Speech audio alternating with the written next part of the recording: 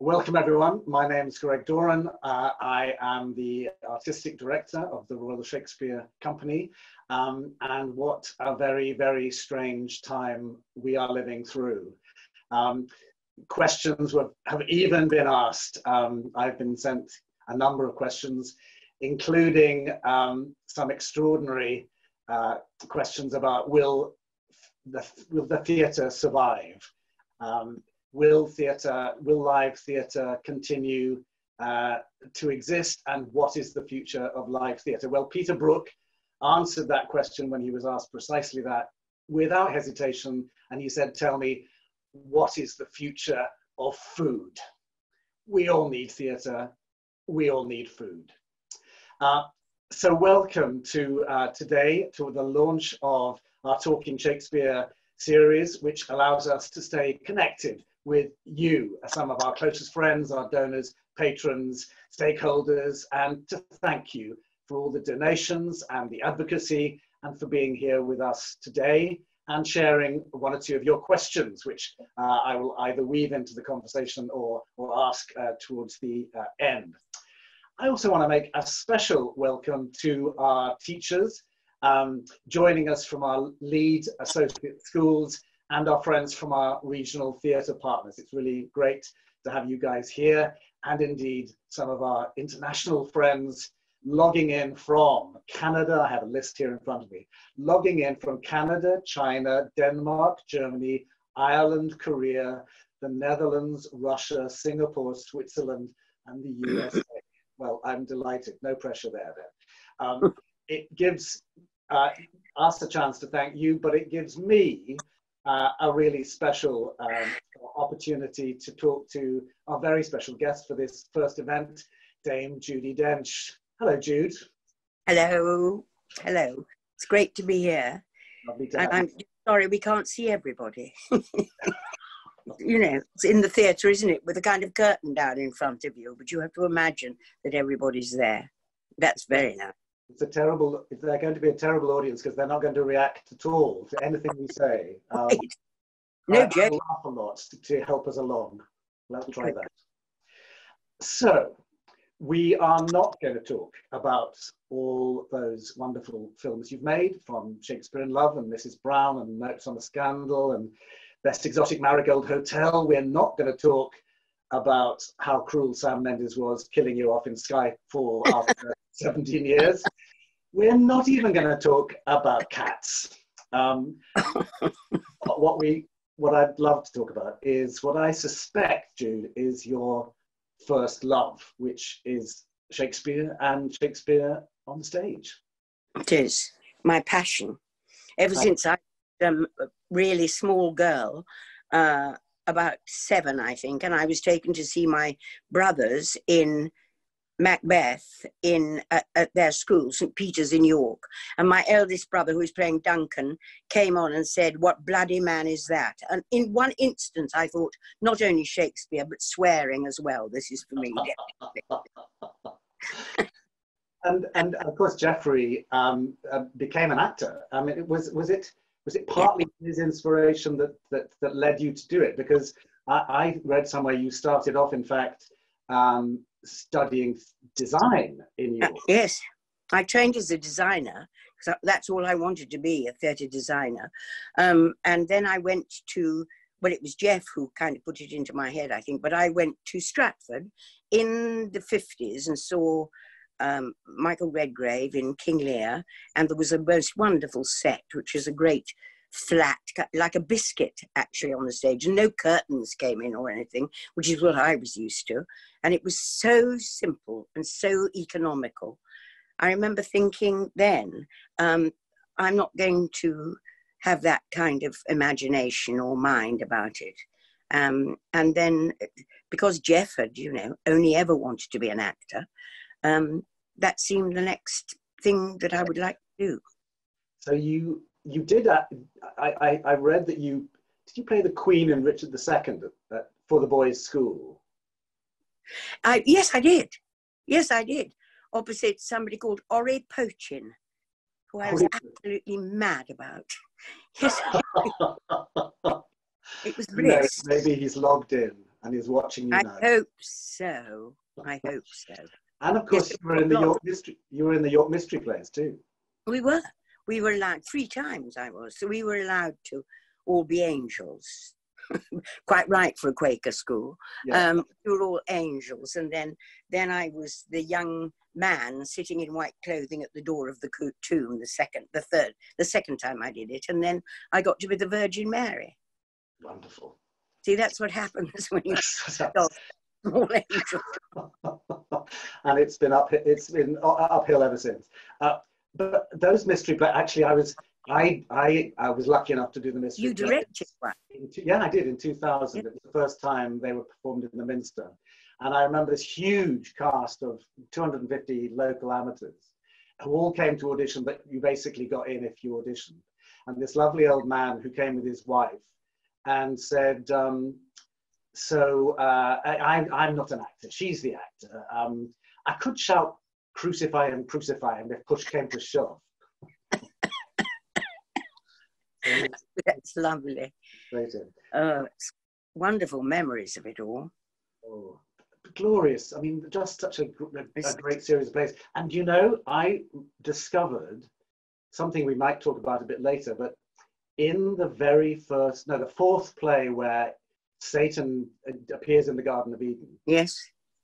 He appears with, he goes up to Eve, and having had long speeches, they suddenly share a line, and he says, "In a worm's likeness will I wend, Eve, Eve." She says, "What is there?" He says, "I, a friend."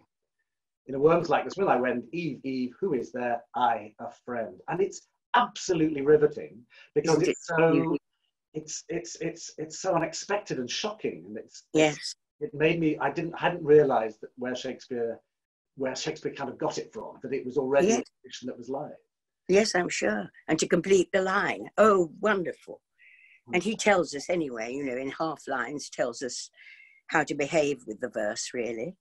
You know. There are lovely moments, aren't there?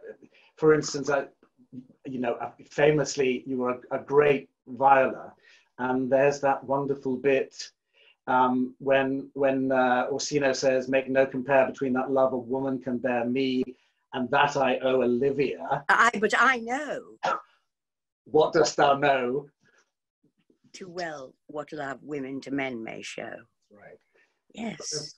There are so many clues. He's telling you to pick up your cue, isn't he?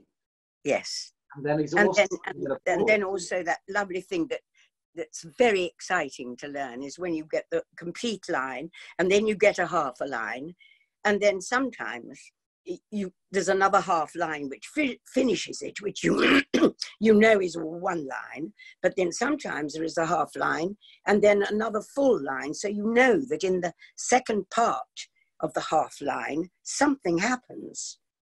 And there is some action of some kind.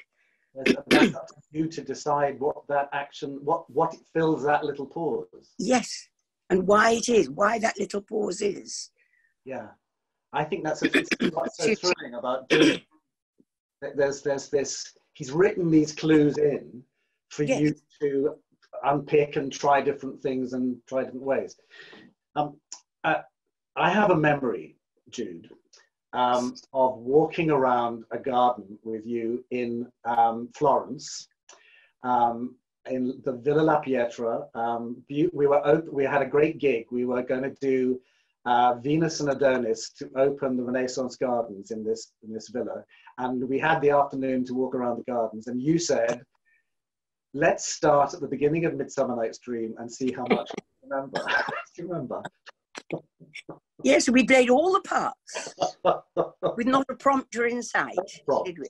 That's right. But you have a phenomenal memory of these plays, but there's something about the rhythm that makes them memorable, that allows you to remember even if you lose a word. Yes, you know, Sir Ralph Richardson used to sometimes dry on a word and he'd just put the syllables in. Yes. You know, just go, yelves of hills, brooks, standing lakes, and and, you know, like a kind of like a beeper. But the audience, you'd have to be very, very quick on it if you could suddenly hear that, you know. So you could get by. Well, I think there's an art to improvising in iambic pentameter, isn't there? Do you know, the Elizabethans had a word for it, because they had very little rehearsal time, as far as we know. I think there was probably quite a lot of improvising going on, but the Elizabethan word for improvising was to fribble. Fribble? Fribble. So you would I've known a bit of that in my time. Do it for us. Yeah, fribble, yes. Well, I suppose, it's exactly what you said. Well, as long as you can fit the number of, as you can come in. Yes. Because you don't turn to the person next door to you and say, "Did he say blah?" You don't do that, do you? You kind of know. Luckily with Shakespeare, it might have been, you might not have understood the word anyway, I suppose. But so Jude, so Midsummer Night's Dream clearly is a really, really favourite play, because you come back to it throughout your career. Yes, at school we did it too, and I think I've done it 5 times. And because you joined the Vic, the old Vic, in '57 for Ophelia, but you were not just for Ophelia. You were playing a whole host of. I think you played a spirit in Henry VI Parts 1 and 2. I did, conjured up by Eleanor. I've never been in the rest of the play, but I just know you get a wonderful, wonderful entrance being conjured up, and then you disappear, and that's you for the evening. And you did Juliet in Measure for Measure at the Vic as well. Yes. And then The First Fairy. I think, was that with Frankie Howard as Bottom? It was. It was. Frankie Howard as Bottom. And a lot of very exquisite young dancers from the Royal Ballet. Ah. And in those days, you weren't called by your first name. You were called Miss Dench and Mr. Neville and Mr. You know, everybody was called. And I can remember getting a note saying, from Michael Bentor saying, he said, "Miss Dench, when you run in as the first fairy, do try not to knock all the other fairies over." I sent them flying, like 9 pins they were. So you were the first fairy with a lot of dancers from the Royal Ballet? Yes. Unfair. Yes. Then I got promoted to Hermia. Yes. A couple of seasons later, I think. And then your first season at the Vic was, I think it was the last year of the 5-year, Michael Bentel's 5-year plan, all of Shakespeare. And I found a photograph of you the other day, which I'll send you, which was of you as a lady in waiting to Edith Evans as Catherine of Aragon. In Henry VIII? In Henry VIII. Yes. And it's Harry Andrews as Henry, and Gielgud as Wolsey. Yes. And so that was. And on the first night of it, they have a scene, all of them together, and it's famous first night when all of them dried. All of them couldn't remember a word. And so it kind of struggled for a while. And then after that, it was fine. Initially got over. And then you were telling me you were sitting at the feet with this huge tapestry with the noble and stately Edith Evans as Queen Catherine. Yes. Yes. It was first night in Paris, and they had to come on and set a chair for her to sit in, and we were all sitting on the ground sewing, and they set the chair, and she came on and sat and missed the chair, and the light went up, and all you could hear was Dame Edith saying, "Fermez la lumière, fermez." We were all a lot of shaking needles, kind of. I think we got into a lot of trouble. I bet. But she was wonderful. You said that when you were at the Vic with all those great actors, that you would go and stand in the wings and watch them perform. It must have been extraordinary watching the likes of Gielgud, who of course you then worked with, and Edith Evans. Yes. I mean, She'd started. And Dame Peggy, and John Neville, and I mean, Jack Gwilym, Coral Brown. I never remember going to my dressing room. I just remember always coming off and then turning around and standing and watching. You sort of make mental notes. Masterclass every night, really. Yeah, extraordinary. And then, having been, because you were at the Vic for, was it 4 or 5 years? From 57 to 60. Exactly. No, to 60, the end of 61. And that's and so in that last season, you got to play Juliet, directed by Zeffirelli. Franco. Yes, his first production of Shakespeare. Oh wow! He didn't want to observe the verse. He just wanted the passion. He didn't particularly, well, he didn't mind about the verse at all. Didn't mind about it, you know.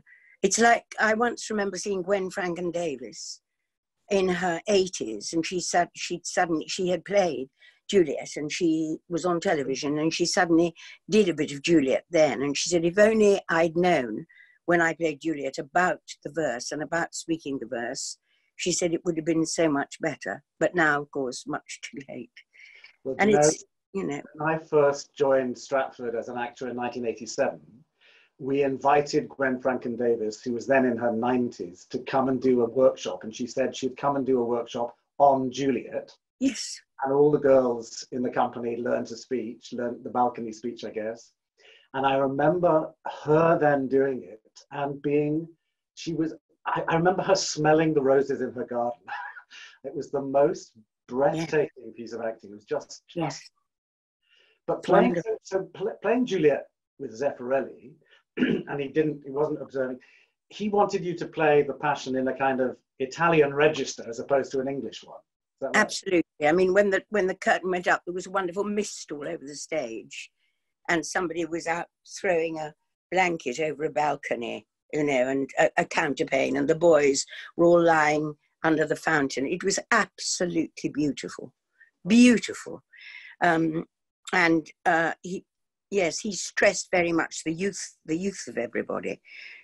I must say, I went to see the Royal Ballet doing it, and I suddenly can't remember. Bryony Brind, I think, playing Juliet, and she came on with a doll for her first entrance, a kind of limp, kind of rag doll, and there was something so exquisite about it and so unexpected that you thought, this really is she's a little really young girl. There was something lovely about it.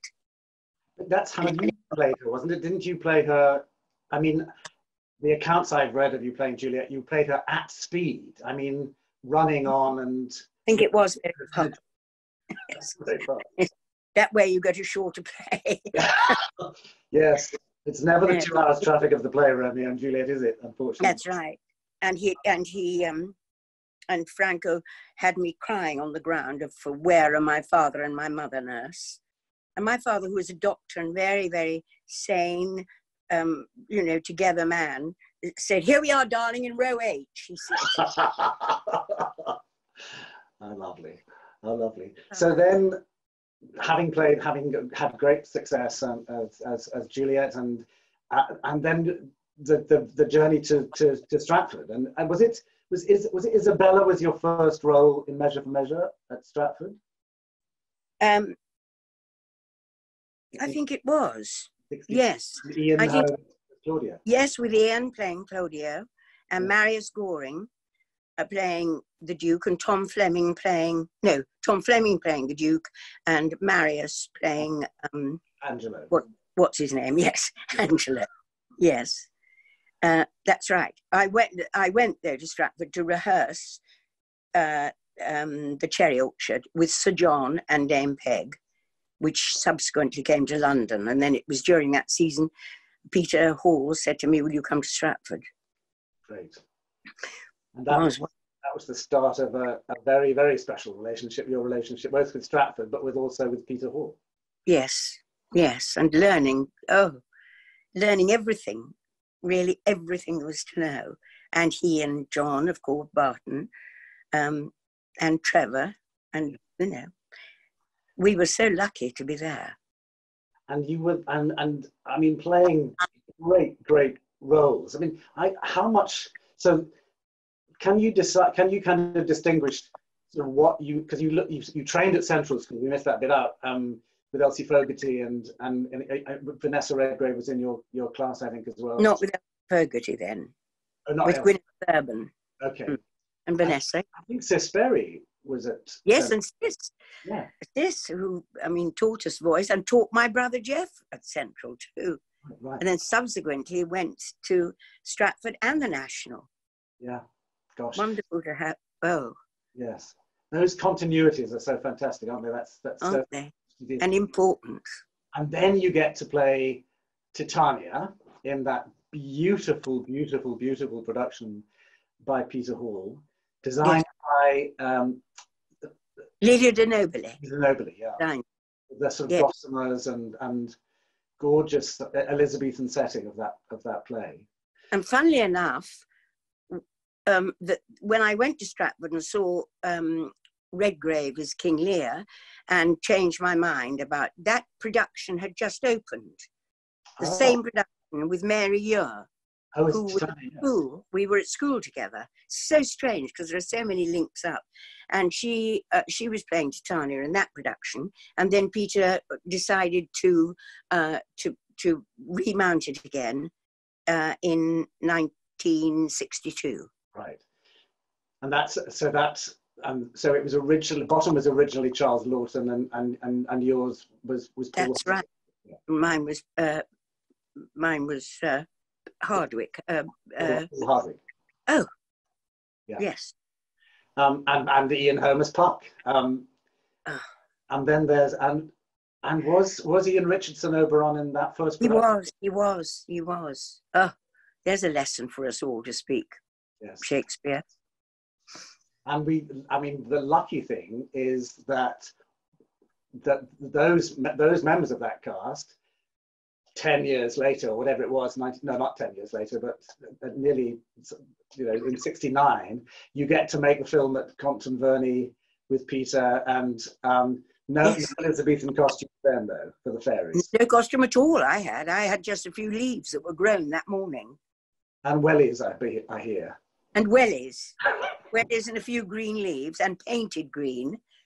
And there were no facilities at all to have a shower afterwards. So we all had to go back to wherever we lived, being green and in a pair of trousers and a sweater. I just remember arriving home at my cottage, back at my cottage, and a man being up a ladder falling off. Poor man. That must have been, and it wasn't exactly one of those glorious midsummers, was it? It was all wet and... No, it was a very, very wet, but except at the time Peter wanted rain, they had to get somebody in with a fire hose. It's so ironic, isn't it? On the day that he'd have liked rain to be pouring everywhere. That was, I think, there were about 3 days that were lovely. This was an unbelievable day when we came to do that, when we wanted the rain and didn't get it. Of course. And then another season you came back, and of course that was what was Viola, with Donald Sinden as Malvolio, and that came back and back, didn't it? As a production, you revived that several times. That 12. Yeah, yes, and Much Ado. Also with Donald. I love. Yeah. But of course there was also Winter's Tale where you played Perdita and Hermione in that. Yes. Yes. Well, Trevor asked me first to play Hermione, and I wrote him a little note saying, I'm delighted to play Hermione, but is it Mother's parts already? And then he came back to me a bit later and said, actually, I'd like to double the two of them. And that was so exciting to do, really exciting. But that Cinderella thing at the end, yes. so that I was in a hood as Perdita, looking at somebody who was dressed exactly like me with a mask, and the thing turned right round, and I followed it round, and somebody else with the hood came out. That wonderful transformation thing. Oh, how amazing! And I think Mary Anderson had the American, the double had been done once before, hadn't it? At the Lyceum. 80s. Yes. Yeah. Yes. The American actress, yes, Mary Anderson, yes. And she got married in Holy Trinity Church like you did, I think. She did, in the same, right, in the same church. Beautiful. So then there is a role which then comes up, which we will skate over, but we should touch on, which was Portia, and not your favourite play. No, not a favourite play of mine, I'm afraid, though recently I've had it read to me. And, you know, I enjoyed having it read to me much more than being in it. It's just that it's very difficult to make those people real when they all behave very badly at the end. And squabble over rings. Well, they all behave quite badly at the beginning and all too. But it is a difficult play, I think. Yeah. You've directed that, Greg. I have.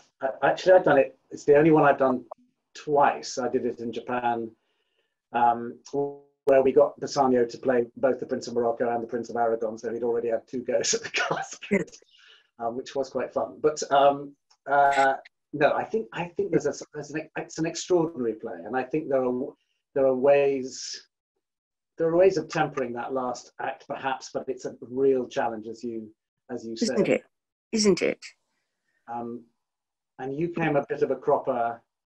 I seem to remember you saying in the casket scene where and then Michael was playing Bassanio, trying to choose. Well, yes, Fred, I did, and we were just married, and the wind band were on the stage, and Polly James playing Nerissa, about to sing "Tell Me Where Is Fancy Bread," and I said to Michael, "I speak too long, but 'tis to appease the time, to eke it and to draw it out in length, to stay you from erection." And nobody said anything. The wind band just carefully put their instruments down and walked off the stage. And poor Polly was left to not only sing it unaccompanied, but actually get through the song. It was a very, very difficult moment. It was my happiest memory of The Merchant of Venice. I first saw you on stage in the summer of 1976 when my mate Richard and I hitchhiked down the M6 from Preston and camped on the racecourse, only to discover that we had remembered the tent, we'd forgotten the tent poles. But we came. Did it rain? Did it rain? It did rain. It did. Yes. But we queued outside the theatre each morning and saw you playing Beatrice in the glorious John Barton Raj production with Sinden, which was a revelation to me. I mean, I was extraordinary, and I didn't see. And then I saw I sat on the stage on one of those balconies watching Comedy of Errors when you played Adriana, and I remember. I think I must have come back later because I saw you as Lady Macbeth at the Young Vic, I think, much later. Yes, that playing after playing Lady Macbeth, Adriana must have been a real joy. It was glorious, actually, glorious to do, because it was, you know, it had music with it too, and a lot of dancing and things. I remember falling down on the first night. I don't remember much else, but it was beautifully set. Trevor Nunn's production. Yes, it was lovely, and at the beginning we were all out on balconies and things, and the audience coming in, you could wave to everybody. Yes. So it was like, you know, the audience had suddenly arrived in a Greek port, a little seaside place, you know, and they'd all arrived and they knew everyone. It was wonderful. When we took it, it was the first year we went to Newcastle, the company, and when we took it to Newcastle, at the end there's a wonderful song, "We'll Go Hand in Hand." That one was put to us. And they used to, Michael and Nick Grace used to invite the audience to come up and dance with us. And I just remember on the first night in Newcastle, we had to actually ask the audience to go eventually. dancing. And we were absolutely exhausted. But it was a glorious moment, I must say. Wonderful play. But going back to Beatrice, I remember what really I found extraordinary about Beatrice was that I was expecting this kind of sparkly, witty banter, if you like. But what you seemed to bring to her was a kind of sadness, a kind of anger, a sense of she wasn't going to go back. She'd been there. She'd been hurt before. She wasn't. Yes, but you rarely remember that, Greg, about the play, I think. You rarely remember that. I mean, she refers and she said, she says that it didn't go too well the first time, Yeah. And you suddenly think there's a whole history there. So that may be why some of that banter isn't as light as perhaps one expects it should be. And the sense of that line about my mother cried, but then the star danced, and under that was I remember that being an incredibly moving moment where you realised some deep, unresolved history about her and where this reputation for being a wit came from. Yes. And Donald was so wonderful. Yeah. Oh gosh. He was so wonderful. It was glorious doing it, I must say. Suddenly brought it all back to me. It was just, and of course then you directed much of it, because I directed Ken Branagh for the Renaissance with Sam Bond. Ken Branagh and Sam Bond, yes. Yeah. And that was hugely good fun. I went to give them notes because they went on tour to Brighton, and Ken Branagh left in his costume so that he didn't get any notes. I've never let him forget it. And that's a special relationship, because you've worked with Ken a lot, and most recently with Paulina in The Winter's Tale. Yes. I will always remember, wasn't your Paulina Elizabeth Spriggs, in fact? It was. Oh no, Brenda Bruce, maybe. It was Brenda Bruce. Yes, Brenda Bruce. Yes, Paulina. Yeah. Gosh. So, Lady Anne, one thing that seems to characterize elements of your career is you defy expectation. You do things that people aren't expecting you to do, and maybe you aren't expected to do. Because you said that, I think, about Cleopatra, but it was Lady Macbeth, a part you long wanted to play. Was it something that? Well, I knew the play terribly well because it was always quoted at home, and Jeff knew it very, very well. So I knew masses of the play. Yeah. And yet I did want to do it with Ian. Yes, I did. And also in the space we had, which was the other place in Stratford, that that time when the audience were, not 6 feet from you. It was a very nice vicar called Neville Boundy who used to come. He came several times and used to hold a crucifix in front of him. I found that a bit disconcerting. Yes, but it was very, very simple too, all very simple clothes and things, and so the space made it very intense because the audience were very, very close to you. I remember that sense that you could hear when the scene between them on the night they're going to murder Duncan, and you could hear breathing from backstage. Yes. So close. And when we rehearsed that, Ian and I came to rehearse it with Trevor one morning, and he blacked all the other place, it was in Stratford, he blacked everything out, every chink of light, everything. Then he said, as an exercise, he said, Ian, go up the stairs, and Judi, wait at the bottom. And then he said, Ian, make your way down the stairs so as not to be heard by everybody. Wow. And so it was there were only 3 of us in the rehearsal room, and it created a wonderful tension, which actually stayed with us, I think. Yeah, and you maintained, extraordinary. But there was also a sense that I remember very, very vividly how you played the "Come You Spirits that Tend on Mortal Thoughts, Unsex Me Here," because it was as if you were terrified of being possessed. You couldn't do it without them. Oh, yeah. Yes. Well, Well, you know, I think that to conjure up something like that's quite a frightening thing. I think you shouldn't think ever that it's a kind of run of the mill for her to do. No, and she's not a fiend-like queen, is she? I mean, that's just enemy propaganda.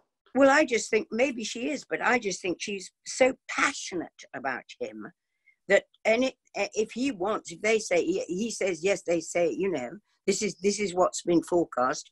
She thinks, well, he's going to get that. He deserves it. That's what I'll live for and put my energies into. And it was also very sexy as a relationship. There was a real charge of you know, between you, that you kind of, you felt as though they were the happiest couple in Shakespeare. Very good. I hope so. Then, the terrible tragedy of when she realizes that he's stepping ahead without her. Yes. That speech notes had all spent. Yes. And then she says, you lack the something of all humours, sleep. So obviously, you know, he's not going to bed anymore. He's up pacing the place and wondering, and she just the split starts at that moment to go to widen between them, and so therefore their relationship is breaking apart. And I think that when in the sleepwalking, the line is oh, oh, oh, and I used to just join it all up, because I thought that, because it's very soon after that she dies. Yeah. And I think that ought to have been, that is a kind of, that's to signify that nothing is left for her. There's nothing left of it, that her heart is completely broken. Yeah. And therefore, you know, of course she died. And where did the split start to happen? So when the murder is, the assassination of Duncan is discovered, and yes, Macbeth's making a bit of a hash of covering up, and Lady Macbeth faints. Did you make a decision as to whether she actually fainted or whether she was just getting him out of a hole? I think she was getting him out of a hole. I think so. But I mean, one of the lovely things that everybody says about you, and which I've been lucky enough to witness, is how spontaneous you are. It's got to be, you don't like, because you don't famously like to read things too much beforehand. You like it to, you don't want to. No, that's often landed me in a hole, Greg. But not with Shakespeare. Not with Shakespeare. No. With a play called The Royal Family for Peter Horn, we did the first reading. I said, this is a terrible play. He said, that'll serve you for not reading it before you come to her. Yes. That's brilliant. And then, then of course, in that same season, what an extraordinary season that was. At the end of the season, you played in King Lear. You played Regan to Donald Sinden's King Lear. I did. That's, I mean, because I remember a real sense of a psychological, because I think you even had a stammer for her, or a sort of, she'd clearly been psychologically deeply damaged by her father, the relationship with her father. I suppose I just remember John Woodvine saying "out vile jelly," and with his back to the audience, pinioning Gloucester, and he got this. He had an eye, and he took the eye out and he flicked it at the cross arch. And when I glanced at the cross arch, there were quite a lot of other eyes stuck. I thought, that's not quite right. That's not telling the right story at all. That means he takes eyes out daily, but they obviously hadn't been seen and hadn't been removed. Well, I have another memory of walking around a garden with you, which is when I asked you to play the Countess of Rousillon in All's Well That Ends Well, and you said, "Come down. We'll walk around the garden, and you can tell me the story." Yes. And we walked around and you've never seen the play, I don't think. No, I'd never seen it or read it. And luckily for me, anyway, you said yes to that, and it was great watching really close to how all that technique, going back to the experience that had come through Gielgud and Edith Evans and Peggy Ashcroft, and that Peter Hall and Trevor and John Barton had helped you to shape. And that by that stage, of course, was effortless in terms of, but what was great for me was watching how you worked with the company, how the company themselves, you just felt as though there was no sense of the grand dame in the company. You were, from the very first moment, you were a company member. In fact, I remember, as you will recall, I used to charge anybody, well, I still do, anybody in rehearsal whose mobile phone goes off in rehearsal, I would charge £5. And then one day, I think maybe we were reading the play through, and we heard ba ba ba ba ba ba ba ba ba ba. It was a theme on a mobile phone. Not good. I've never seen anything this fast. You shot to that mobile phone and disappeared out of the room. It's embarrassing. Not right at all. But she was. It was a great honour having you back to Stratford, because the last time you had played Shakespeare in Stratford was, I think, Imogen in 1979. Merry Wives. Oh, well, then we did Merry Wives. Oh, yes, it was after that. Yeah. Of course it was. Yeah. Yes, that's right. And you did cartwheeling across the stage and all that stuff you'd learnt. I mean, that singing was just great. That lovely Paul Inglesby song, Honeysuckle Villain, that you sang.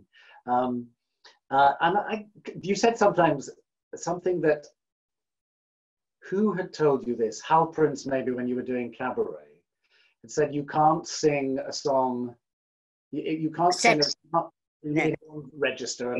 It was Hal, because he said you must never, yes, when we were rehearsing Cabaret in London, he said you must never finish speaking in one voice and start a song in another. And that was such a brilliant note to get. Yeah. So it's just, he said the song is just a continuation of you speaking, and should be then just, you know, just flow from the speech into the song seamlessly. Yeah. Mustn't be in another voice. Yes. Well, we had great fun doing Merry Wives, but I'm just touching back on Imogen for a moment. I think Shakespeare, it's like he's testing himself. He sort of goes, what would this character say if I made them wake up next to the headless corpse of the person they think is their... No, please. I think it was criticised a very, very long time ago and said this is a very, very unkind joke of Shakespeare's, a really long time ago. And indeed it is, and especially if the corpse's knees go the wrong way. That's a very, very tricky place to be. I tell you. It's so hard. It's a very difficult play. It's a really difficult play. The wonderful thing was that my brother was playing Cymbeline. Oh, of course. Jeff was playing Cymbeline. It was a happy time, but my goodness, a difficult play that I don't feel I got to the bottom of at all, really. Well, a role that you really, really got to the bottom of, which you then did with Peter at the National, was Cleopatra. There's a challenge. How do you play somebody with infinite variety? Well, quite, and especially when people used to say, what are you doing next? I say Cleopatra, they'd roar with laughter. Cleopatra. I mean, outright rudeness, outright effrontery. But we had such a good time doing it at the Olivier, and it was before everybody was mic'd. Yes. It was wonderful, really very, very good for projection, and that stage suddenly all disappeared at one point. Everything disappeared, it was that huge space. It was glorious to work on, thrilling, with Tony Hopkins.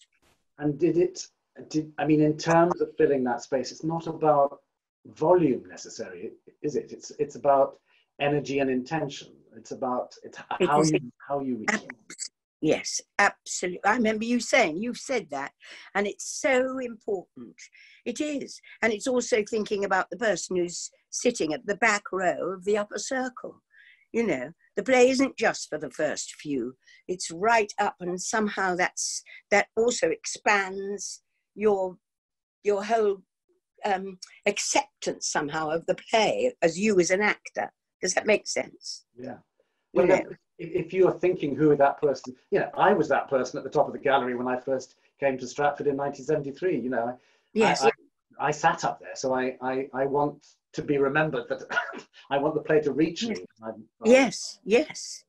But, well, there was a famous time in the Comedy of Errors where I noticed a lady sitting with her head down like that, not looking at anybody. I thought, poor lady. And we all, at one point during Act One, were in the green room for a minute. And I said, look, this lady, see if you can see her. And other people had noticed her. I said, we must do it. Let's just do it for her. You know, and so we came out with renewed vigor, but in the second half, she'd left her seat. There you go. What can you do?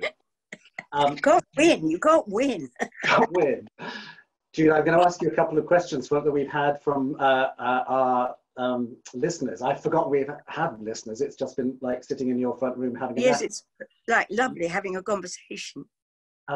Ella, who's a member of one of our young people, the RSC Key scheme, asked, what advice would you give to actors coming out of drama school or university? Oh my goodness, and what a time to ask it.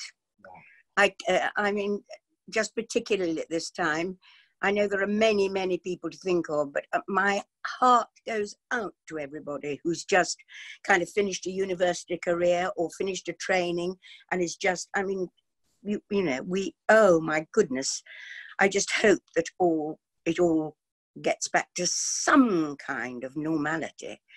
I can only say, if you can and when you can, see as much as you can, watch as much as you can and see as much as you can, because only that way can you learn about actually how to project a play and how much you need to project and the intensity of something. That's all I can really say about it. But then, you know, I was around at Central when you could go to the OVIC and sit there for, you know, I don't know what, very, very little money. And so I saw everything then.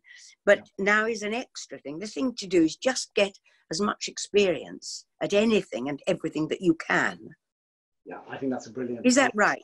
Yeah, absolutely right. I think and in a way, if you want to do it, you will. And if there's anything else you can do, go and do that. But if you want to do it and you're passionate about seeing what your craft is, yes, particularly with the classics and Shakespeare, then you will learn that craft, and that takes training, and that takes time, and that takes discipline.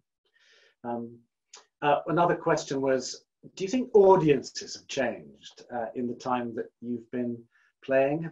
Have the audiences changed in any way, in the way that they respond particularly to Shakespeare, perhaps?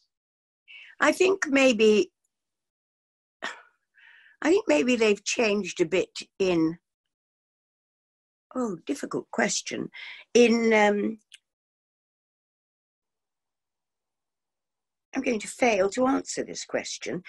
They feel, perhaps audiences now feel, if it's good enough, more involved and more able to kind of express, what a difficult thing to say. Express. There was a time when audiences were very, very well behaved and also dressed for the theatre. You know, if you were going to the theatre, you had to be, you know. Now it is that everybody can come and participate and be there. And I mean, it's really a question of whether you're telling the story properly to them. And an audience, you say this is a good audience, or this is not a very good audience. That's probably because you're not all being very good that night. Yes. Or, you know, isn't it? Don't you think? Yeah, I remember, you know, it's also about telling the story is so important, and telling that through the language. I remember John Barton doing a workshop with some South African actors at one point, and at the end he said, now let's make a list of things that you found really important. And they said, somebody said, what shall I call this, how to speak verse? And he said, no, let's call it how to make an audience listen. And I thought that's one response. And how to make them understand the story. Yeah, I think that's right. Retelling a story every night. That's quite difficult when you're doing the same thing every night. You've got to, in a way, new mint it. And how do you do that? That's a big... How do you find the energy to be in the moment and to recreate it? Because it's going to be different every night because the audience are different. It is, but if you haven't got the energy, you can't start being an actor. Because it requires really, really incredible energy. Yeah. And being in the right minute at the right time. That makes sense.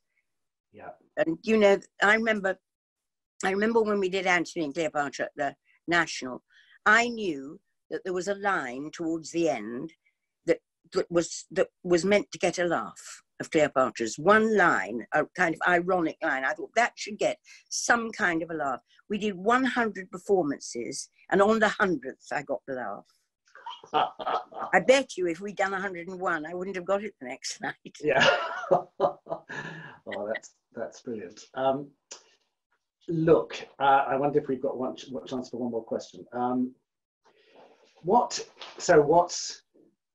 I think we already know, but what's your favourite Shakespeare play? Oh, Greg. Well, I suppose Twelfth Night. But it would be followed very, very quickly. I love Measure for Measure as a play. Difficult play to do. And what you do at the end, having said, no, I'm not going to behave badly in order to save my brother. And the Duke turns around and says, will you marry me? Interesting that he gives her no answer. Nothing to say. Nothing to say. But you've got the audience watching to see, you know, what she does. But very, very difficult. I mean, what did you do? I love the play so much, and I love the verse so much. Yes. And it's just that it's mentioned every day.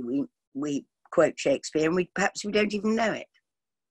And almost impossible, but a favourite line?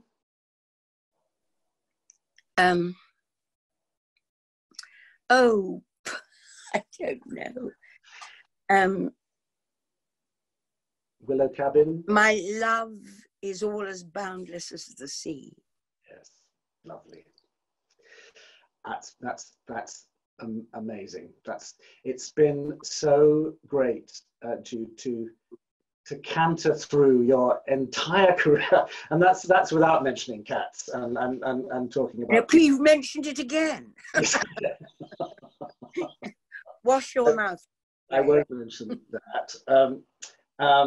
I just wanted to say also that we might say happy birthday to Sir Patrick Stewart, who is 80 today. Indeed. Happy birthday, Patrick. Hope you're having a party. I hope so. And we've actually sent him a RSC birthday card, which you can see online, everybody, if you'd like to see that. Don't forget to book your ticket for next Monday. I'm going to be talking to Ray Fearon. Ray was completely brilliant Mark Antony for me, but of course has also played both Romeo and Othello at Stratford. And you may also know him from Fleabag, among other things. So again, audience, we haven't been able to see you or hear you. I hope we've answered a few of the questions that you had, but it's been a great delight to be able to have this and to communicate with you. Thank you for all your support, for the money, for the donations, for the advocacy, and for the encouragement that you've given us. We will get back. We have to get back. Quite when that is will depend on things like social distancing and all the rest of it. But we will be back, Shakespeare will be back, and we look forward to welcoming you all back to Stratford, because I think, as Dame Jude would probably agree, there is nothing better than the experience of live Shakespeare, and seeing it in Stratford is a very special thing, in breathing the air that Shakespeare himself breathed. So I'm going to finish by just saying thank you very much to Judi Dench. Thanks, Jude. Thank you. Thank you. Keep well. You.